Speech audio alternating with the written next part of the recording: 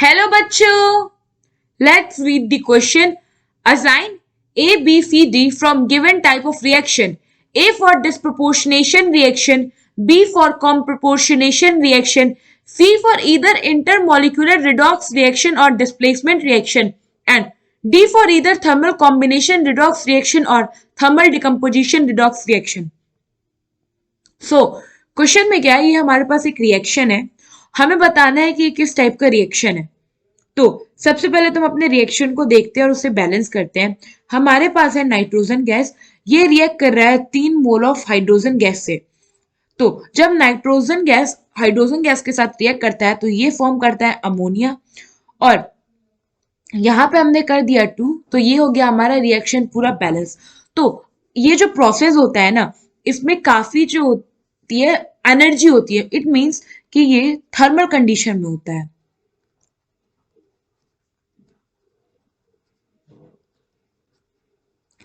सो मैं सिंबल बना दूं हीट रिक्वायर नाउ। इसके साथ ही साथ अगर आप देखो तो यहाँ एक ये जो दो डिफरेंट मॉलिक्यूल्स हैं, ये आपस में रिएक्ट करके एक नया प्रोडक्ट फॉर्म कर रहे हैं। इट मींस यहाँ पे हो रहा होगा इनका कॉम्बिनेशन। फर्दर आगे जानने के लिए कि किस टाइप का रिएक्शन है, हम क्या करते हैं, अपने एलिमेंट्स का ऑक्सीडेशन स्टेट देखते हैं। तो N2 में नाइट्रोजन का ऑक्सीडेशन स्टेट है 0, H2 में हाइड्रोजन का ऑक्सीडेशन स्टेट है 0, NH3 में ईच हाइड्रोजन होता है +1 ऑक्सीडेशन स्टेट में, और नाइट्रोजन होता है हमारा -3 ऑक्सीडेशन स्टेट में। अगर आप यहाँ पे देखोगे तो नाइट्रोजन जो है वो 0 से गया है अपना -3 में।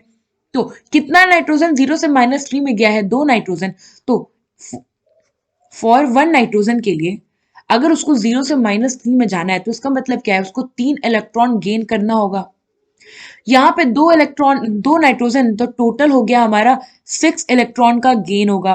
और कोई भी एलिमेंट अगर इलेक्ट्रॉन गेन कर रहा है, इट मीन्स कि उसका रिडक्शन हो रहा है।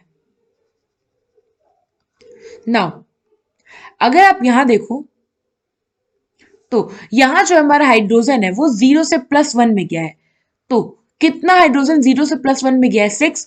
तो फॉर 1 हाइड्रोजन, अगर हम एक हाइड्रोजन की बात करें, अगर इसको 0 से +1 जाना है, इसका मतलब क्या है कि उसको एक इलेक्ट्रॉन डोनेट करना पड़ेगा।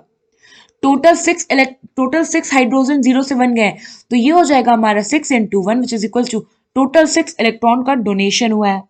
और जो भी एलिमेंट इलेक्ट्रॉन डोनेट करता है उसका होता है ऑक्सीडेशन। तो अगर आप देखेंगे तो इस पूरे केमिकल रिएक्शन में हमारा एक एलिमेंट जो है वो ऑक्सीडाइज हो रहा है, और वहीं जो अनदर एलिमेंट है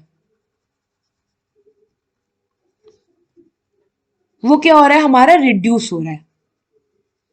तो होता क्या है कि कोई भी केमिकल रिएक्शन अगर उसमें एक एलिमेंट ऑक्सीडाइज हो और दूसरा रिड्यूस होता है, तो उस केमिकल रिएक्शन को हम कहते हैं कि वो रिडॉक्स रिएक्शन है। नाउ अगर हम ओवरऑल हमारे इस रिएक्शन को अंडरस्टूड करें तो ये हमने देखा कि ये थर्मल कंडीशन में हो रहा है और कॉम्बिनेशन हो रहा है, क्योंकि 2 मॉलिक्यूल मिलकर एक नया मॉलिक्यूल बना रहा है, और रिडॉक्स रिएक्शन है। तो इस तरह के रिएक्शन हमारा कहलाता है थर्मल कॉम्बिनेशन रिडॉक्स रिएक्शन, जो कि गिवन है हमारा। आप देखो तो ये डी में है, थर्मल कॉम्बिनेशन रिडॉक्स रिएक्शन। तो यहाँ पे इस रिएक्शन के लिए हमारा डी करेक्ट हो जाएगा। आई होप आपको ये क्वेश्चन समझ में आया होगा। Thank you.